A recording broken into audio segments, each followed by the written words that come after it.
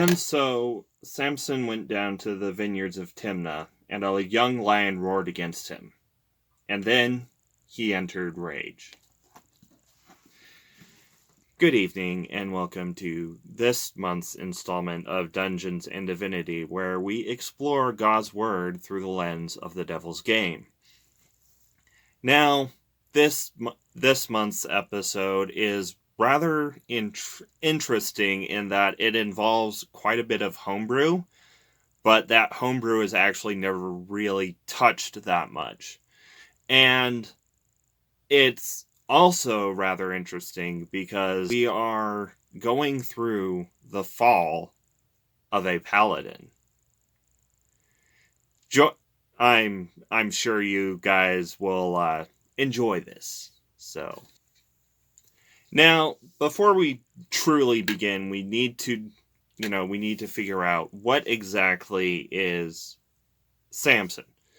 We know he has 3 levels of Paladin because that's when they take their oath, and he's the homebrewed Oath of the Nazarite Paladin. Unfortunately, we don't know what the Oath of the Nazarite actually gets in regards to Paladin features, because Samson's player went the rest of the way in Barbarian.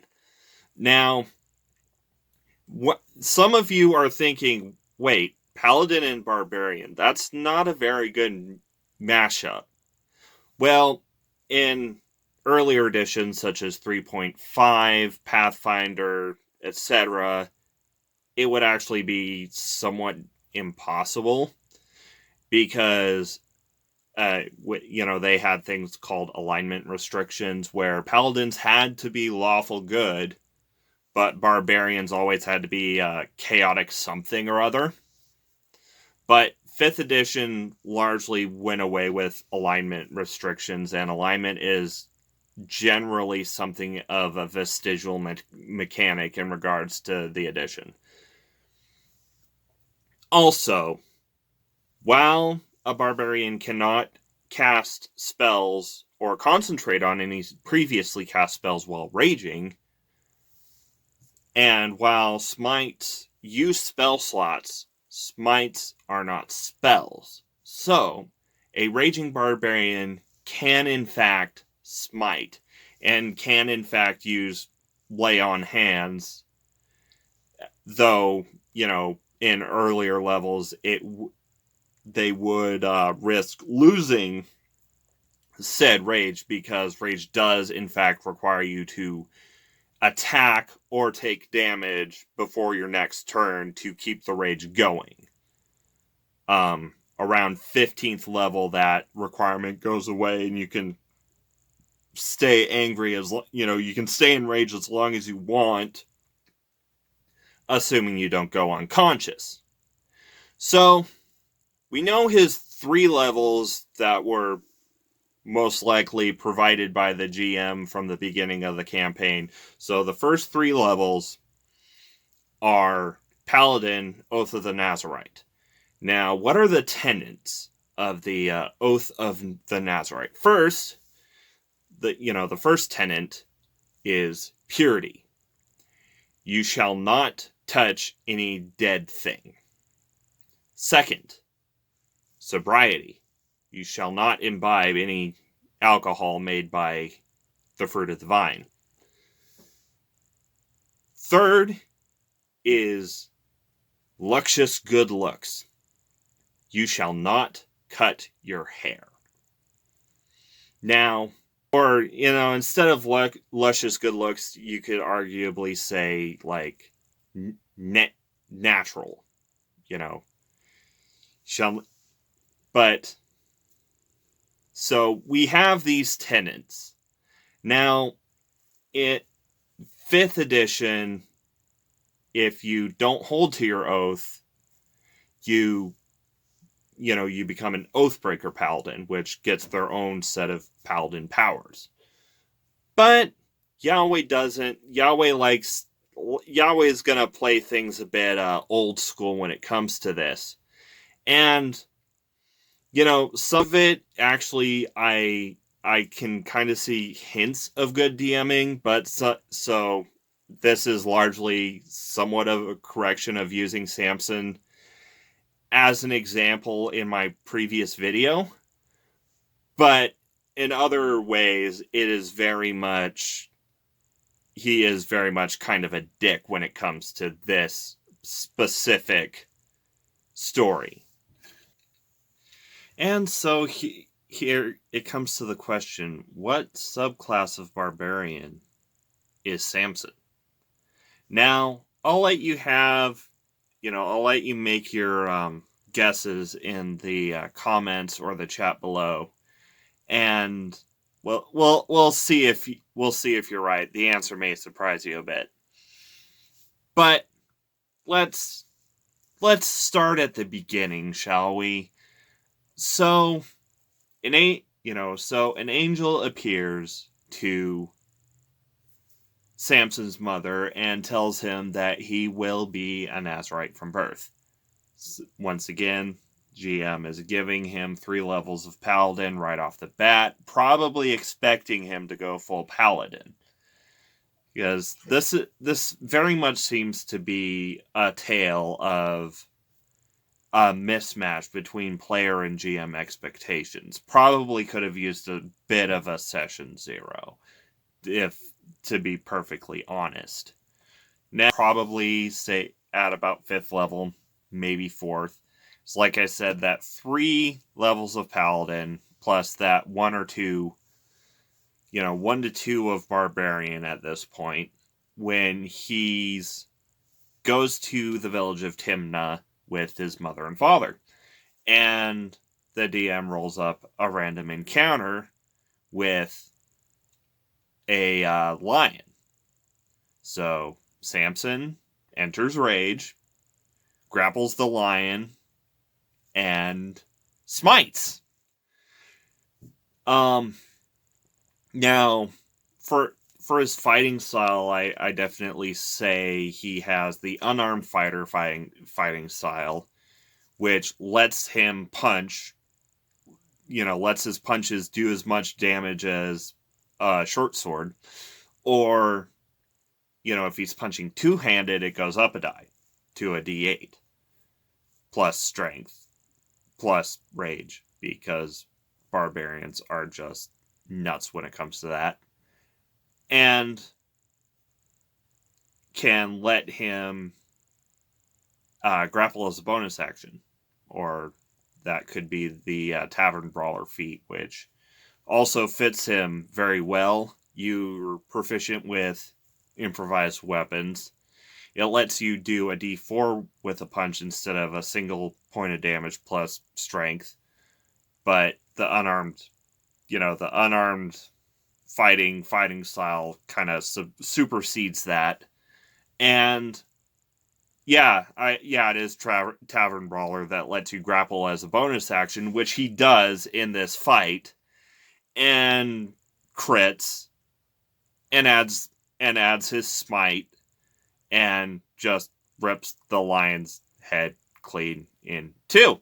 So, DM just shrugs, sees this rather terrifying example of how much damage you can get when you stack Paladin onto Barbarian, and they go on their way, and he finds a woman that he likes, because everyone's gotta play a little bit of a bard. With doesn't matter if you take levels in bard, everybody's got a little of I want to roll to seduce in them. And unfortunately, Yahweh doesn't like it when people play like bards, but he lets it roll this time, despite being it being a foreign woman. And so he convinces his father that, with a pretty high persuasion roll, because, you need at least 13 charisma to multi-class into Paladin, so he's a fairly charismatic guy. convinces his father that this is, the one for him. And so during the course of the negotiations, he comes upon the carcass of the lion again and finds that the bees have built a hive in it. And he's like, "Ooh, I'm hungry. I'll eat the honey from the lion's mouth." DM asks, "Are you sure?" And Samson doesn't take the hint. He goes ahead and eats the honey, touching the dead thing. Well, literally eating the honey from the dead thing. And so the DM, writes a little note in his notes and continues playing on. And we get to the wedding.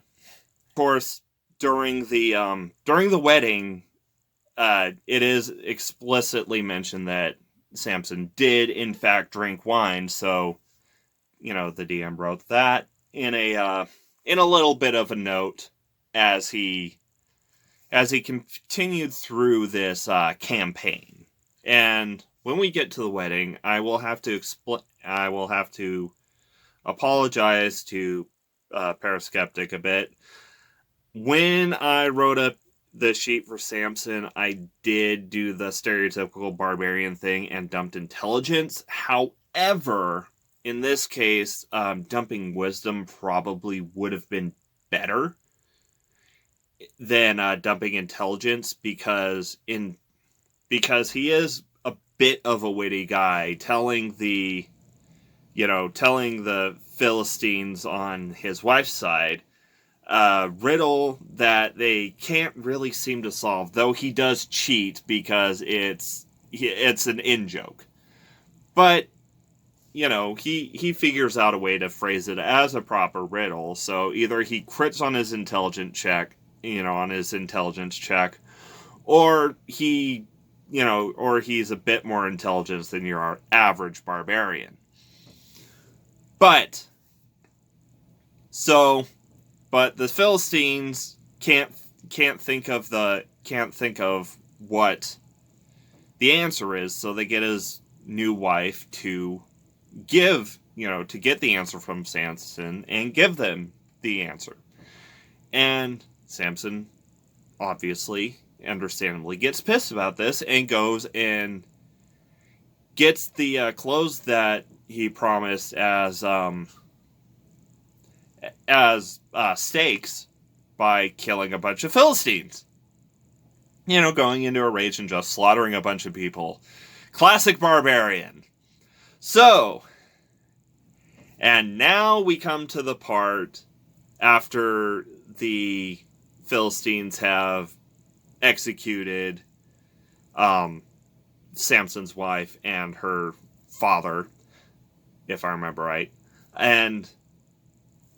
or her father just marries his wife to someone else and screws him over. We get to where we learn what his subclass is that he picks up as he reaches level 6, Paladin 3, Barbarian 3. And a lot of you might think, oh, he's obviously a berserker, always flying into rages and resting after such rages to get rid of the exhaustion. Or some others might be, oh, he's a barbarian for Yahweh. He must be a zealot. No. Samson is a Path of the Totem barbarian. Because the Path of the Totem at 3rd level, gets to cast Beast Sense and had a previous mention in our discussion with Elijah, speak with animals as a ritual, and only as a ritual. So, Samson ritual casts Speak with Animals and convinces some foxes to let him tie their tails together and tie torches to those tails. Must have been a hell of a charisma check. And then, he lights he lights the torches on fire and sets the foxes loose in the Philistines' fields, destroying all their crops. Like you do. Now, um, the totem barbarian also gets two feature, gets a feature from their totem at 5th, 6th, and 14th level that they can mix and match. Now, for the 6th level one, there's a very specific choice that we know that he made. But for 3rd and the 14th, it's a little more wishy-washy, ambivalent. I'm going to go ahead and say he went with the bear, because that's objectively the best choice. Resistance to all damage except psychic when raging is really, really good. And even though, everything is a lot of stuff is mundane in these Yahweh campaigns, it's the best choice at 3rd level in my opinion, unless you want to go with the wolf, where you're giving your teammates advantage. But Samson is very much of a lone wolf character, pardon the phrasing. I could also see him going with Eagle, that gives people a disadvantage when trying to hit him with opportunity attacks. I can see that, but yeah, it's Eagle or Bear for Samson in regards to the level 3. So, Samson goes through his life screwing up things for the Philistines, and he gets holed up in a city, and he's about 9th level now, to where he's got his 2nd totem choice, where he goes with the bear. That doubles his carrying capacity and gives him permanent advantage on strength checks. And he makes good use of that by ripping the gate off its hinges and carrying it miles away to the top of a hill to make his escape from the Philistines. So he continues on making trouble for the Philistines, and eventually they corner him in a valley, and he doesn't have any weapons, and there are thousands of these Philistine soldiers. So what he does is he takes the jawbone of a freshly dead donkey, and once again the GM just makes a little note of that, and using it as an improvised weapon, proceeds to slaughter every last one of them.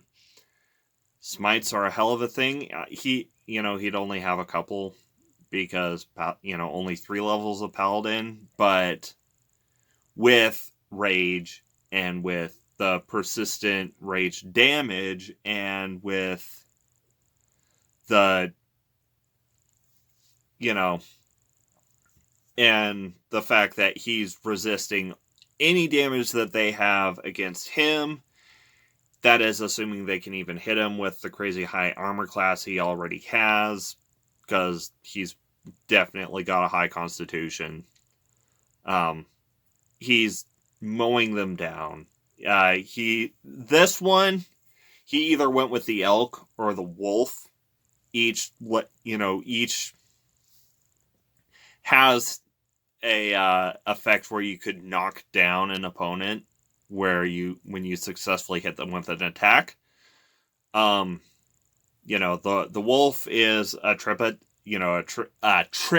attack, and the elk is kind of a shoulder rush thing where you kind of knock your enemy over if you move through their space.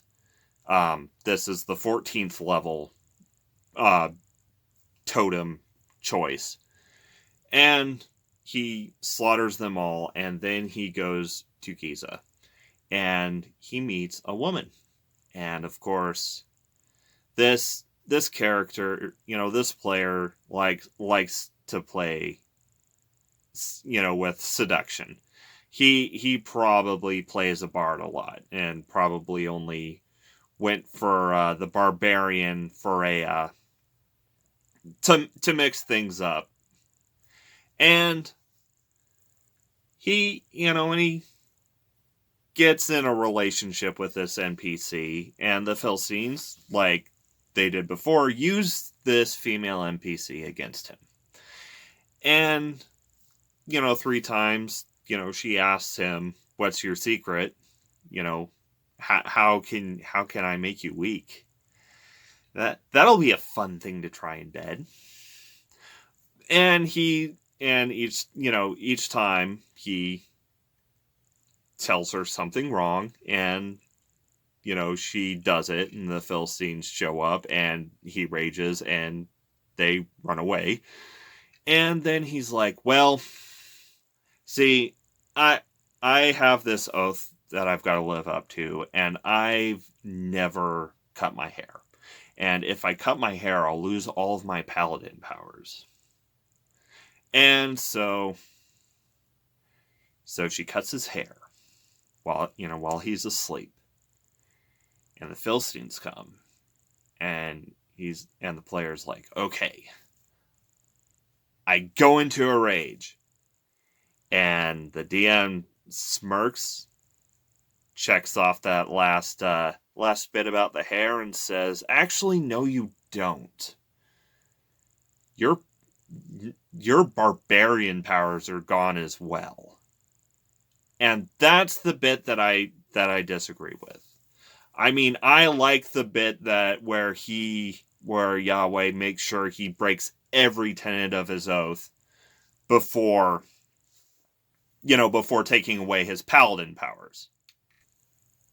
However, doing that with the barbarian levels as well is just a dick move. But, the Philistines capture him. They use him to push millstones as if he were a beast of burden. And he goes, and he's working, and his hair grows longer, and his hair grows longer. And finally they decide to throw a party, and he's like, "Okay, I'm gonna pray for redemption. I'm gonna pray and ask that I can kill these motherfuckers, if it's the last thing I do." And so, maybe there's a save involved. Maybe the DM's just kind of impressed at this development. But it does. All of his powers come back, and he rages, and he gets a natural 20 and brings the house down on the partying Philistines, literally.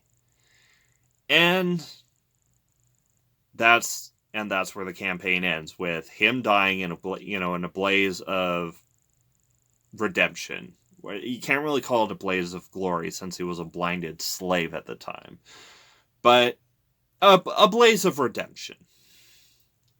So that's the story arc, and a look at the character sheet for Samson, one of the more famous of the player characters in the Judges campaign arc. But you know what to do after, you know what to do at the end of this. Like, share, subscribe, maybe leave a comment. Yeah, if I missed anything. But, and as always, just remember, indoctrination is a hell of a drug.